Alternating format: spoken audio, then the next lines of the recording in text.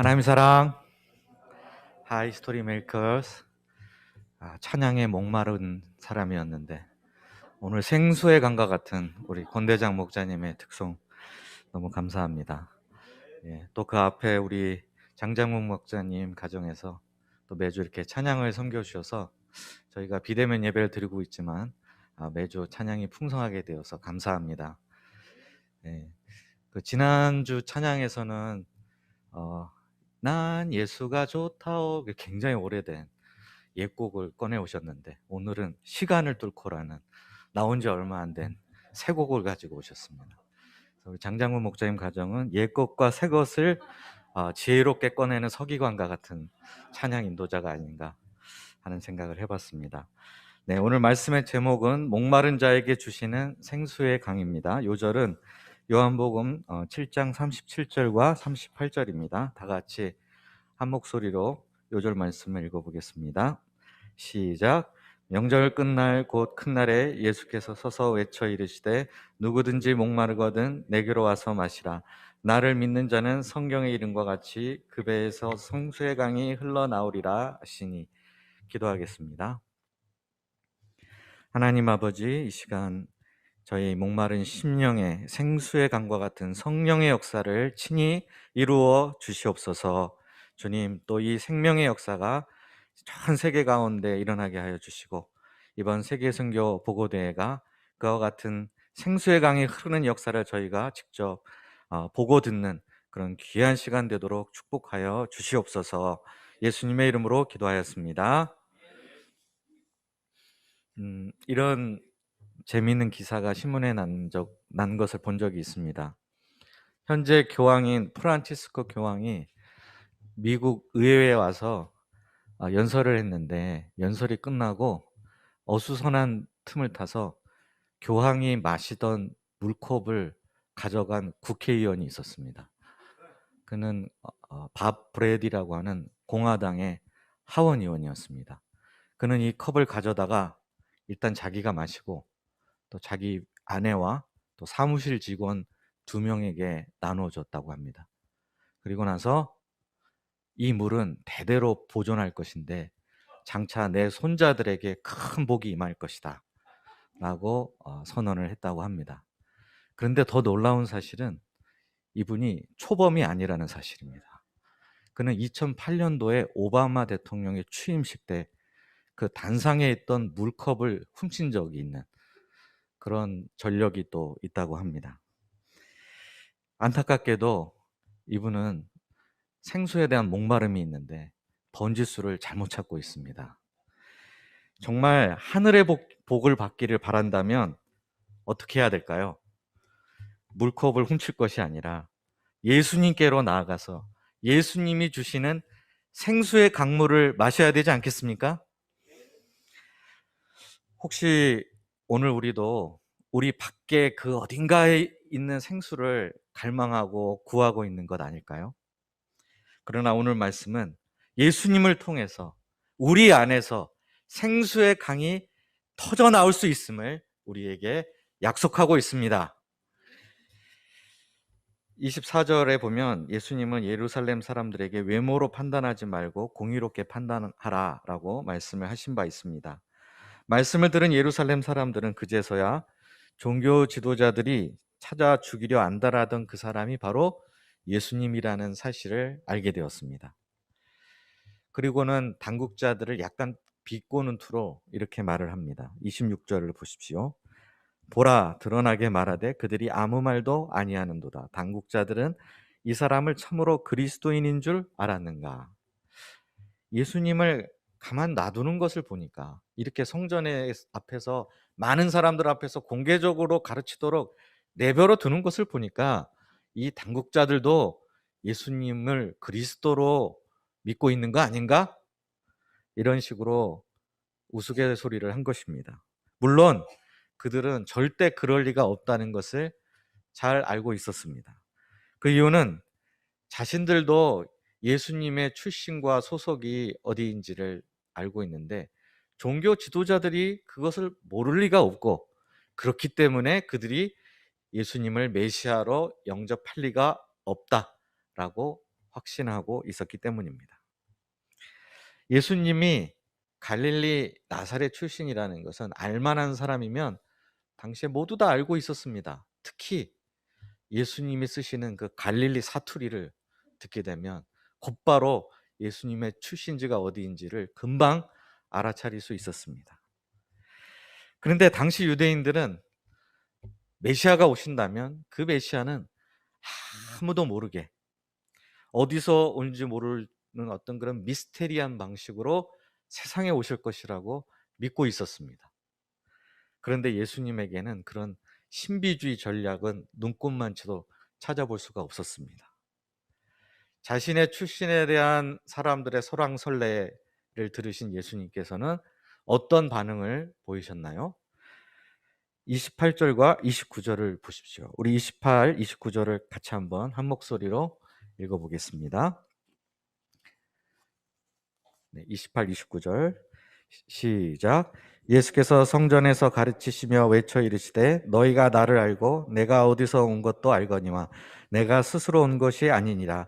나를 보내신 이는 참되시니 너희는 그를 알지 못하나 나는 아노니 이는 내가 그에게서 났고 그가 나를 보내셨음이라 하시니. 우리가 흔히 하는 말 중에 하나만 알고 둘은 모른다 하는 말이 있지 않습니까? 이때 이 예루살렘 사람들에게 딱 들어맞는 말이라고 생각이 됩니다. 그들은 예수님이 갈릴리 출신이고 예수님의 아버지의 이름이 요셉이라는 사실을 잘 알고 있었습니다. 이것으로 그들은 나는 예수님에 대해서 충분히 알고 있다. 예수님이 어디 출신이고 어떻게 어떤 가계를 갖고 있는지 이 모든 것을 알 만큼 다 알고 있다. 이렇게 자신만만해했습니다. 하지만 그들은 정말 중요한 것, 정말 예수님이 기원이 어디서부터인가, 예수님의 아버지가 누구신가, 이거에 대해서는 전혀 알지 못하고 있었습니다. 이는 예수님의 말씀과는 반대로 예수님은 외모로 판단하지 말고 공의로 판단하라고 하셨는데 그 말과는 반대로 공의로 판단하기보다는 예수님의 외모, 외적인 조건을 가지고 판단했기 때문에 그렇습니다. 예수님은 어디로부터 오신 분인가?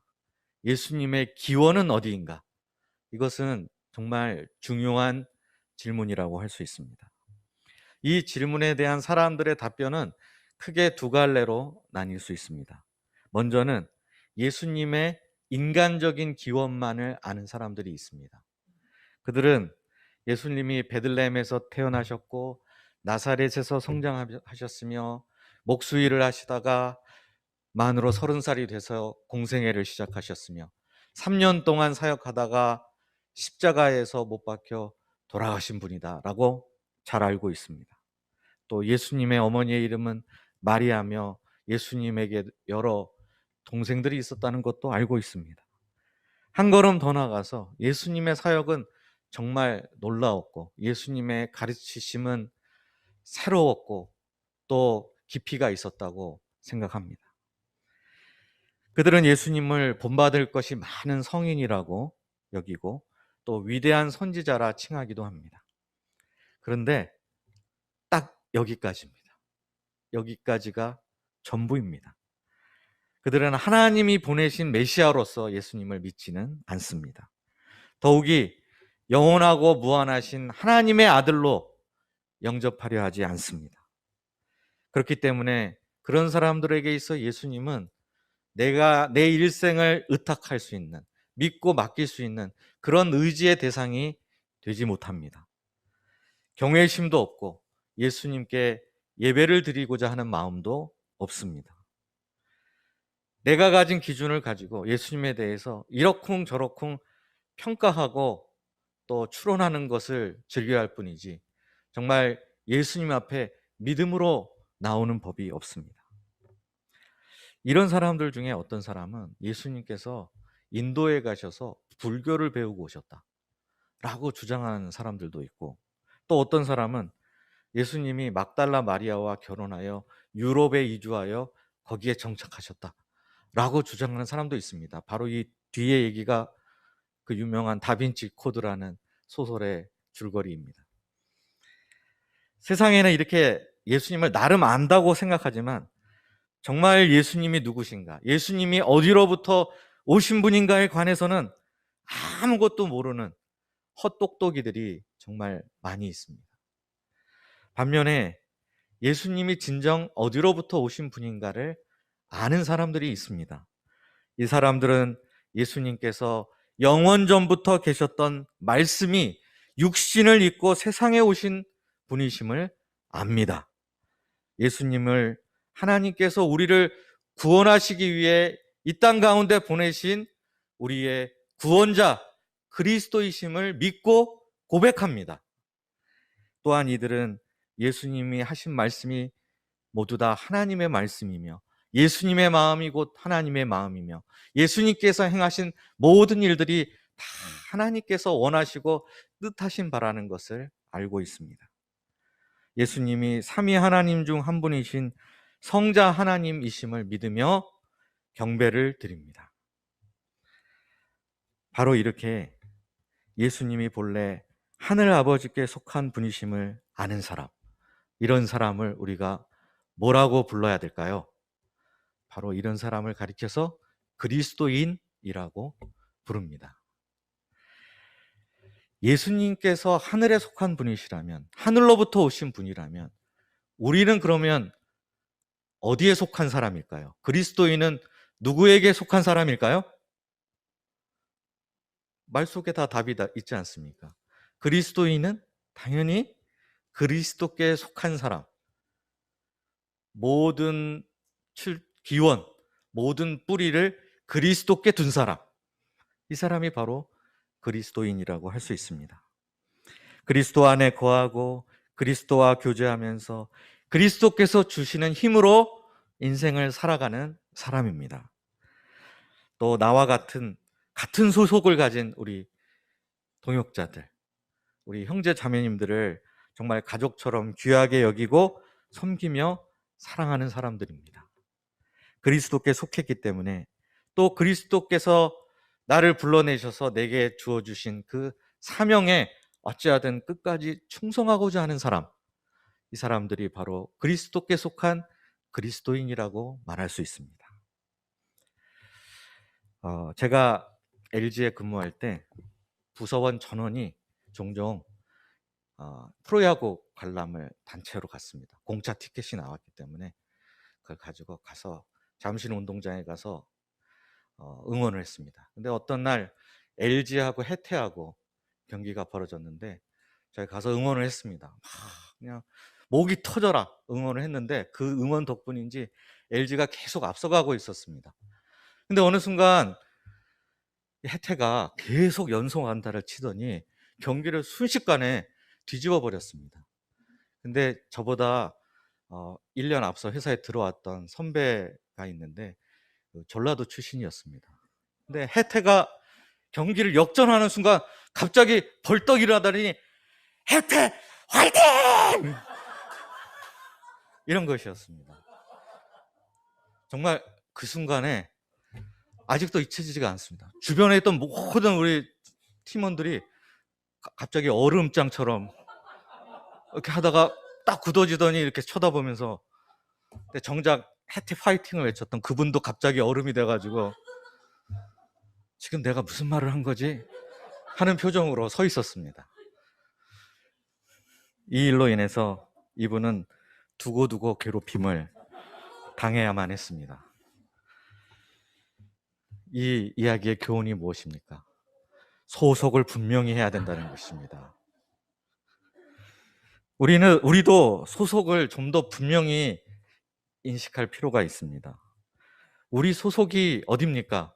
우리가 세상에 속한 사람입니까? 그리스도께 속한 사람입니까? 그리스도께 속한 사람들 아닙니까? 그러면 그리스도께 속한 사람이라면 어떻게 해야 될까요? 당연히 그리스도를 위하여, 그리스도를 향하여 목청껏 응원을 해야 되지 않을까요? 그리스도시여 세상의 왕, 세상의 주로 다스리소서, 그리스도여 승리하소서, 이렇게 화이팅을 외치고 막 응원을 해야 마땅하지 않겠습니까? 그런데 침묵하고 있으면 될까요? 가만히 있는다? 그러면 소속이 이제 의심스럽게 됩니다. 28절에 보면 예수님께서 자신이 하나님으로부터 오신 분이심을 선포하실 때 외쳐 이르셨다라고 표현하고 있습니다. 근데 이 외쳐 이르셨다라는 표현을 메시지 성경에서 보면 격앙되어 큰 소리로 말씀하셨다, 이렇게 번역을 하고 있습니다. 예수님은 이 진리가 아닌 것이 진리처럼 받아들여지고 왜곡되고 있는 이 현실에 마음이 상하신 듯합니다. 그래서 평소보다 더 큰 소리로 외쳐 이르셨습니다. 나는 보내시니 곧 하나님으로부터 온 자니라. 나의 기호는 영원이다 라고 힘차게 사람들 앞에서 외치시고 선포하셨습니다. 그렇다면 우리도 가만히 있으면 안 될 것 같습니다. 내가 그리스도께 속했다는 사실, 또 그 그리스도는 하늘로부터 오신 분이라는 사실을 사람들 앞에서 당당하게 힘있게 외치고 선포해야 되지 않을까요? 그런데 자신이 그리스도인이라는 사실, 그리스도께 속한 사람이라는 사실을 숨기고 감추려 한다면 이건 말이 안 되는 일입니다. 우리가 아무 말을 하지 않으면 사람들은 아, 역시 내 말이 맞는구만 이라고 속으로 생각하고 확신을 하게 될 것입니다. 우리가 예수님을 땅에 속한 분으로만 알고 있는 이 세상을 향해서 우리 예수님은 하늘로부터 오신 분, 태초부터 계셨던 말씀입니다, 이렇게 힘있게 선포할 수 있기를 기도합니다. 물론 그렇게 외친다고 해서 다 받아들이는 것은 아닐 것입니다. 어떤 사람은 조롱하기도 하고 어떤 사람은 우리가 이렇게 말했다는 것을 이유로 핍박을 할 수도 있습니다. 그러나 그 수가 많든 적든 간에 진리를 영접하고 예수님을 하늘로부터 오신 분으로 믿고 영접하게 될 사람도 분명히 있을 것입니다. 우리가 그리스도께 속한 사람답게 예수 그리스도를 증언할 수 있는 담대함과 용기를 가질 수 있기를 간절히 기도합니다. 예수님의 증언에 대해서도 당시에 상반된 두 개의 반응이 있었습니다. 30절에 보면 예수님을 잡으려는 사람들도 있었고 31절에 보면 예수님께 대해서 호의적인 반응을 보인 사람들도 있었습니다. 이 둘 중에서 현실 권력을 가진 쪽은 어느 쪽이었을까요? 바로 예수님을 잡으려고 하는 자들, 곧 대제사장과 바리새인들이었습니다. 이 둘은 평소에 유대교의 진보파, 보수파와 진보파를 대표하는 양 진영으로서 서로 사이가 아주 나쁘고 앙숙관계였습니다. 그런데 예수님이라는 이 공동의 적 앞에서 이때만큼은 하나가 되었습니다. 그들은 아랫사람들을 보내어 예수님을 체포하려고 했습니다. 여기 보냈다는 말이 나오지 않습니까? 오늘 말씀에는 보내시는 이가 둘이 나옵니다. 누굴까요? 첫째는 하나님이십니다. 하나님이 아들이신 예수님을 세상에 보내셨다 나오고, 둘째는 이 대제사장들과 바리새인들이 아랫사람들을 예수님을 체포하러 보냅니다. 흥미롭게도 근데 이 보냈다는 말의 종착점이 둘이 일치합니다. 하나님께서 아들을 보내실 때 결국에는 그 종착점, 목적지가 어디였나요? 유월절 어린 양으로서 그 아들이신 예수님께서 십자가에서 죽으실 그 죽음을 내다보시고 세상에 보내셨습니다. 또 대제사장들과 바리새인들이 아랫사람들을 보낸 건 역시 예수님을 체포하여 결국에는 죽이고자 함이었습니다. 하지만 죽음을 통해서, 그 예수님의 죽으심을 통해서 이루고자 하는 목적은 전혀 달랐습니다. 하나님은 우리를 살리기 위해 예수님을 죽음에 내어주려 하시는 반면에 이 종교 지도자들은 자기가 살기 위해서 예수님을 죽이고자 했습니다. 종교 지도자들이 이렇게 나서서 자신을 죽이고자 한다는 소식을 들은 예수님의 반응이 어떠합니까? 33, 34절을 보십시오. 우리 33, 34절도 같이 한번 읽어보겠습니다. 시작. 예수께서 이르시되 내가 너희와 함께 조금 더 있다가 나를 보내신 이에게로 돌아가겠노라. 너희가 나를 찾아도 만나지 못할 터이요 나 있는 곳에 오지도 못하리라 하시니. 여기서 예수님께서는 돌아간다라는 이 말을 이중적인 의미로 사용하고 계십니다. 이때 사람들은 이 말을 듣고 예수님께서 어떤 장소로 이동하신다라고 이해를 했을 것입니다.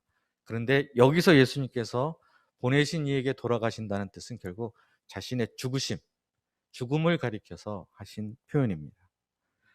그러므로 그때 그들이 예수님을 따라가려고 해도 따라갈 수가 없고 예수님을 찾고자 해도 찾을 수 없게 될 것은 당연한 일이었습니다.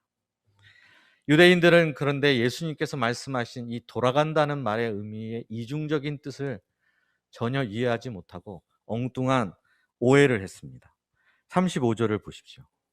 이에 유대인들이 서로 묻되 이 사람이 어디로 가기에 우리가 그를 만나지 못하리요.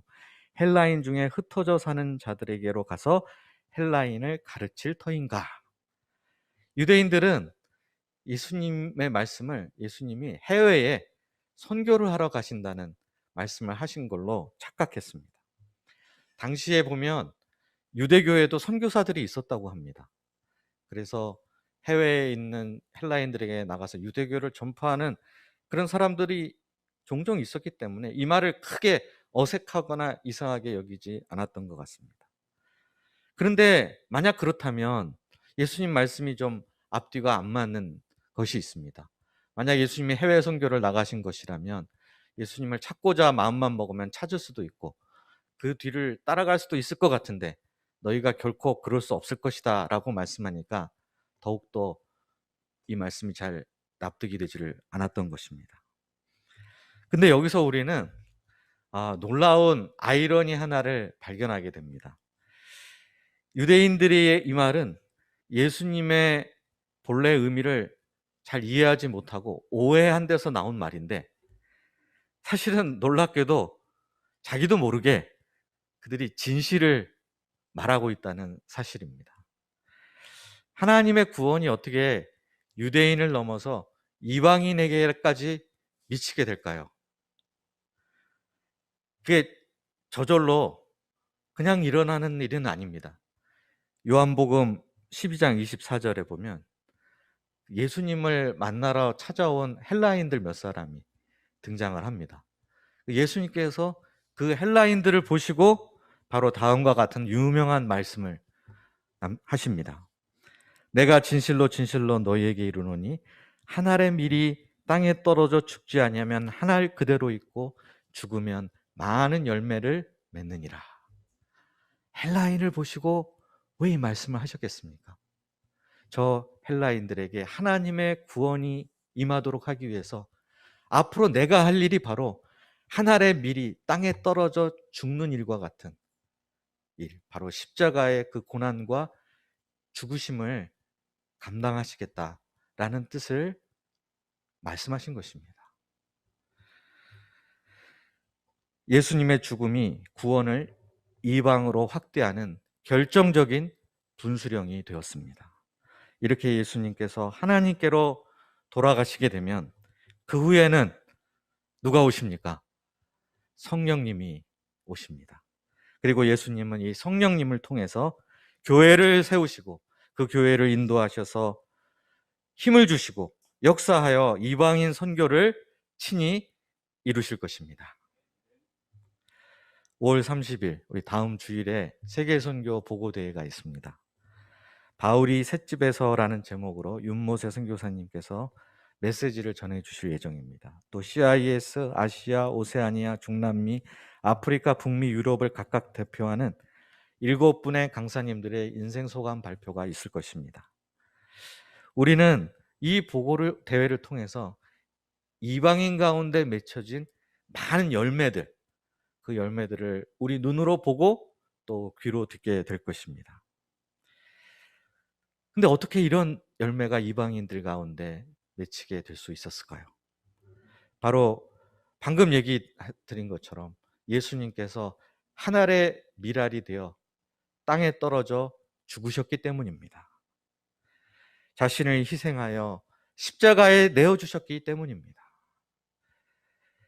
하나님께서 또 예수님을 세상에 보내셨던 것처럼 예수님은 우리 모임 가운데 선교사들을 세우시고 그들을 이방 땅 한가운데로 보내셨습니다.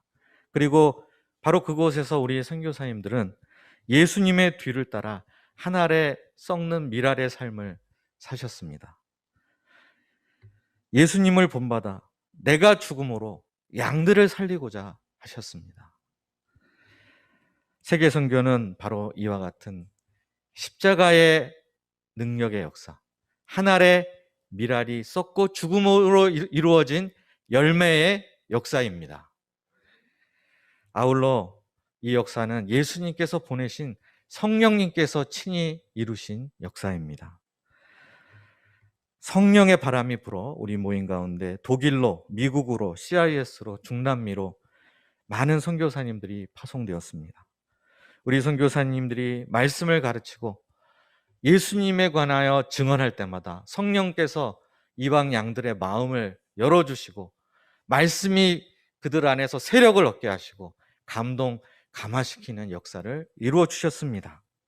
그렇게 해서 변화된 주님의 제자들이 많이 있는데 그 중에 7분의 대표들이 이번에 인생 소감을 발표하게 되었습니다. 이번 세계 선교 보고대회를 우리가 5년 만에 또 왔구나.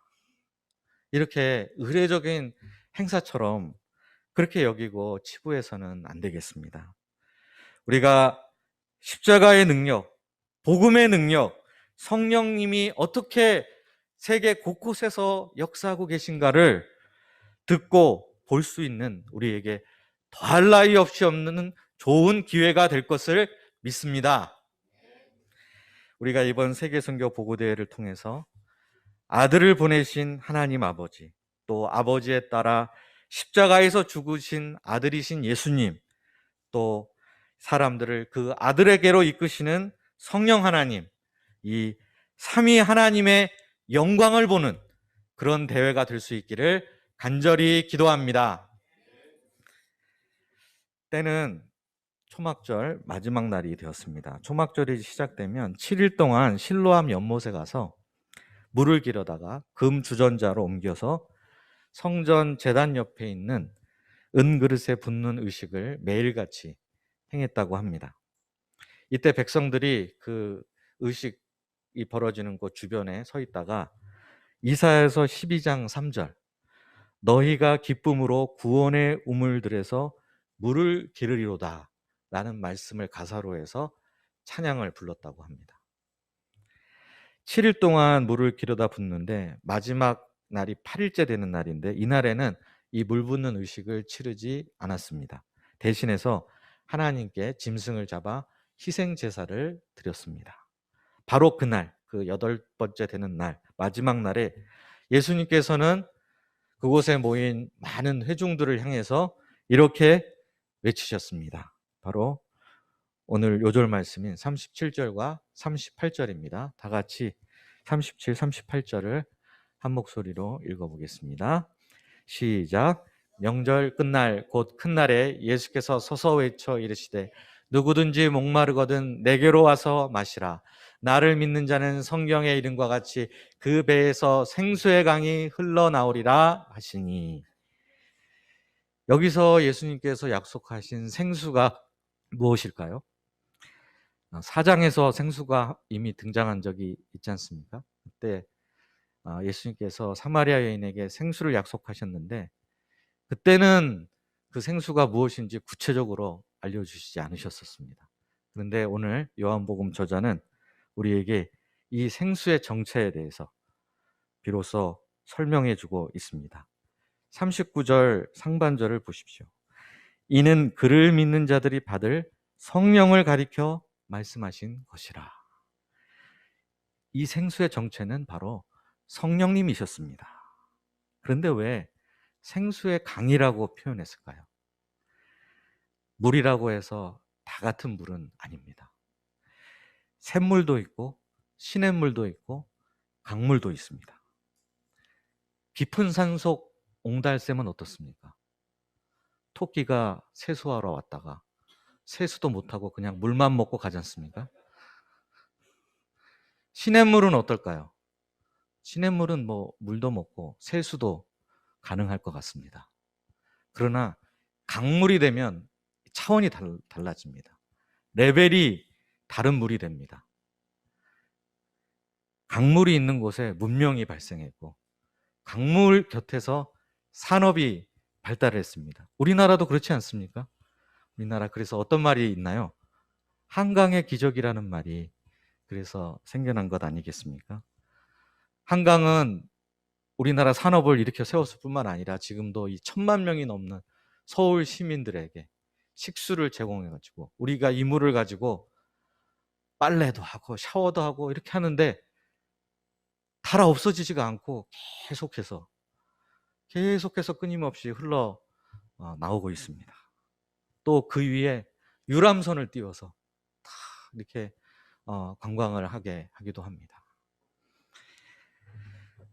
구약 시대에도 성령의 역사가 있었을까요? 없었을까요? 있었습니다. 구약 시대에도.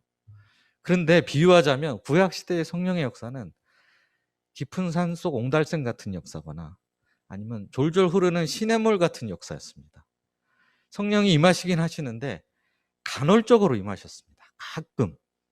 가끔 임하시고 사람도 아주 좀 특별한 사람, 특별히 부르심을 받은 사람에게만 임하셨습니다. 그리고 한번 임하시면 좀 오래 계시지 이렇게 임하셔서 본인 할 일 마치고 부지런히 또 이렇게 돌아가셨습니다. 그래서 흔히 하는 표현으로 감질맛이 난다고 그러잖아요. 구약의 성령의 역사는 뭔가 좀 아쉽고 감질맛이 나는 그런 느낌이 있습니다. 그런데 예수님께서는 앞으로 성령이 강물같이 흘러 넘치게 될 것이다. 생수의 강이 흐르리라. 이렇게 약속하고 계십니다. 이것은 무엇을 의미할까요? 바로 성령 충만의 역사를 예고하고 계신 것입니다. 근데 이 예수님은 이 성령의 역사를 성경의 이름과 같이라고 표현하셨습니다. 이 말은 곧 이 역사가 이미 구약 성경에도 예언되어 있다라는 뜻입니다. 어떤 예언들이 있을까요? 정말 많이 있는데 그 중에서 딱 2가지만 예를 들고자 합니다. 첫째는 스가랴서 14장 8절입니다. 그 말씀엔 이렇게 되어 있습니다. 그날에 생수가 예루살렘에서 솟아나서 절반은 동해로 절반은 서해로 흐를 것이라. 여름에도 겨울에도 그러하리라. 우리는 근데 이 말의 감동을 잘 못 느낄 수 있어요. 여름에도 겨울에도 강이 흐른다. 당연한 거 아니에요? 그렇죠? 근데 이 팔레스타인 사람들에게는 그렇지 않습니다. 거기도 강이 있긴 있는데 강이 1년 사시사철 내내 흐르는 게 아니에요. 비가 오는 우기에만 잠깐 흘렀다가 건기가 되면 딱 멈추고 강바닥이 드러납니다. 그런데 예루살렘에서 장차 흘러나올 그 생수가 여름에도 겨울에도 흐를 것이다 하는 말씀은 이건 눈으로 본 적은 없는 엄청난 일이 일어날 것을 예고하고 계신 것입니다. 또 유명한 에스겔서 47장이 있습니다. 그때 예루살렘 성전에서부터 흘러나온 물이 사람이 능히 건너지 못할 강물이 되는 환상을 보여주고 있습니다. 근데 바로 이 모든 예언이 예수님을 통해서 성취될 것입니다. 예수님이라는 새 성전에서 흘러나온 물, 곧 성령님이 강물처럼 넘쳐 흐르는 역사가 일어납니다. 그때 어떤 일들이 일어나게 될까요? 성령이 샘물이나 시냇물도 아니라 강물처럼 흐르게 되면 우리 각 사람에게 어떤 일들이 일어나게 될까요? 성령님께서 폭포수처럼 쏟아져서 우리의 모든 죄를 깔끔하게 다 씻어내시는 그런 역사가 일어납니다. 또 성령님께서는 연약하여 넘어져 쓰러져 있던 사람을 일으켜 세우시고 그에게 새 힘을 불어넣어 주십니다. 또한 성령께서는 마음이 상한 자들을 위로하시고 어루만져 주시고 치유하여 주십니다. 예수님을 믿는 사람은 누구든지 이 성령님을 통해서 하나님 나라의 신령한 복을 누리게 될 것입니다. 괜히 쓸데없이 교황, 물컵 그런 거 훔치면 아무 소용 없습니다. 이렇게 예수님께 나가서 성령 충만함을 덧입는 것이 지름길입니다. 그렇다면 언제 예수님이 성전이 되시고 또 성령이 풍성하게 임하게 될까요? 39절 하반절을 보십시오. 예수께서 아직 영광을 받지 아니하셨으므로 성령이 아직 그들에게 계시지 아니하시더라. 이 말을 뒤집으면 어떻게 될까요? 이제 예수님께서 영광을 받으신 후에 비로소 성령께서 그들 가운데 임하게 될 것이라는 말씀이 됩니다. 예수님께서 영광을 받으실 때라는 이 표현은 요한복음에 자주 등장하는 말인데 항상 한 때를 가리킵니다. 바로 예수님께서 십자가에서 죽으실 때, 그때를 가리켜서 영광을 받으신 때라고 말합니다. 그러면 왜 이 두 가지가 서로 결부되어 있을까요? 그러니까 왜 성령이 오시기 전에 먼저 십자가가 있어야만 하는 것일까요? 이유가 있습니다. 자, 성령님은 풀어서 말하면 뭐죠? 거룩하신 영이시잖아요. 거룩하신 하나님의 영입니다. 거룩하신 영이기 때문에 죄인들과는 함께 하실 수가 없습니다. 죄 문제가 그대로 남아있는 상태에서는 성령님이 함께 하실 수도 없고 성령님의 충만도 일어날 수가 없습니다. 그렇기 때문에 먼저 죄 문제가 해결이 되어야만 합니다.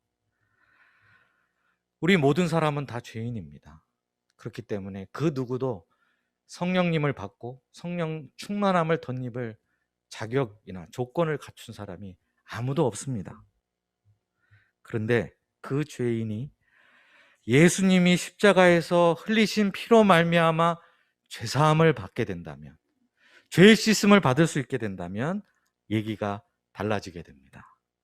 예수님을 믿음으로 의롭다함을 여김 받은 그 사람 안에는 성령님께서 얼마든지 충만하게 거하실 수 있습니다. 그래서 성령 충만에 이르기 위해서는 성령이 오십시오, 나한테 오세요, 좀 빨리 오세요, 이런다고 되는 것이 아니라 먼저 성령 충만에 이르기 위해서는 십자가를 통과해야 됩니다. 그 십자가의 복음을 통과해야만 우리에게 비로소 성령 충만이라는 하나님의 선물이 주어지게 됩니다.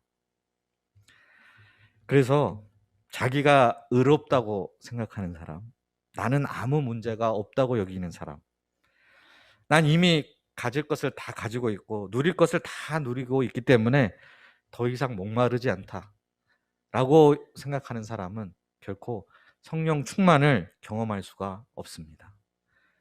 하나님과의 만남에 목마른 것이 아니라 썩어 없어질 세상의 것에 목말라 하는 사람도 성령 충만을 경험할 수 없습니다. 누가 성령 충만한 사람이 될 수 있을까요? 내가 얼마나 소망이 없는 죄인인지 아는 사람, 내 안에 선한 것이 하나도 없다는 것을 알기 때문에 오직 예수 그리스도의 십자가만을 의지하고자 하는 사람, 예수님께 목마르고 성령께 목마르고 하나님과의 만남에 목마른 사람이 성령 충만을 경험할 수 있습니다. 주께 가까이 날 이끄소서, 간절히 주님만을 원합니다. 채워주소서, 주의 사랑을 진정한 찬양 드릴 수 있도록, 정말 이런 찬양 가사처럼 주님, 제가 목마릅니다. 주님으로 저를 채워주십시오. 주의 성령으로 나를 충만케 하여 주십시오 라고 주님께 매달려 간구하는 사람, 그 사람에게 성령 충만이 주어지게 됩니다. 그럴 때 주님이 약속하신 대로 그 배에서, 즉 그 사람의 영혼 안에서, 바깥이 아니라 그 안에서부터 터져 나오는 생수의 강물을 경험하게 될 것입니다. 또 그럴 때 우리가 유혹을 이기고 죄를 이길 수 있습니다. 아픔과 슬픔을 겪지 않는 것은 아니지만 그 아픔과 슬픔을 넉넉히 이길 만한 힘과 기쁨이 자기 속에서 샘솟는 것을 경험하게 될 것입니다. 근데 이런 일이 특별한 사람에게만 일어나는 일일까요? 결코 그렇지 않습니다. 예수님께서 오늘 말씀에서 뭐라고 하셨나요? 누구든지 목마르거든 내게로 와서 마시라고 약속하셨습니다. 누구든지에는 물론 나도 들어가 있습니다. 예수님의 약속대로 내 영혼에서 생수의 강이 흘러나올 수 있습니다. 나도 성령 충만한 사람이 될 수 있습니다. 그때 빈들의 마른 품같이 시들었던 우리 영혼에 성령의 단비가 내려 새 생명을 누리는 역사가 일어나게 될 것입니다. 우리가 이 주님의 약속을 믿고 간절히 주님 앞에 나아가 성령 충만, 내 안에 임하는 생수의 강을 구하는 사람들이 될 수 있기를 간절히 기도합니다. 기도하겠습니다. 하나님 아버지, 주님 약속하신 이 생수의 강이 우리 안에서 터져나오게 하여 주시옵소서. 주님, 예수님의 십자가를 붙들고 의지하며 십자가를 통과하여 성령님의 임재와 충만을 경험하기를 간절히 원합니다. 참 우리가 그래서 예수님의 영으로 충만한 사람이 되어 예수님의 이름을 담대히 선포하고 드러내게 하여 주시고 죄악과 싸워 이기게 하시고 또 슬픔과 아픔이 많은 이 세상을 넉넉히 이길 수 있는 승리를 허락하여 주시기를 간절히 기도합니다. 주님, 이제 세계선교 보고대회를 통해서 아들을 보내신 아버지 하나님, 또 아버지께 순종하신 아들 예수님, 그 아들을 나타내신 성령님의 역사, 이 삼위 하나님의 역사와 영광을 생생히 듣고 바라볼 수 있게 하여 주시기를 간절히 기도합니다. 예수님의 이름으로 기도하였습니다.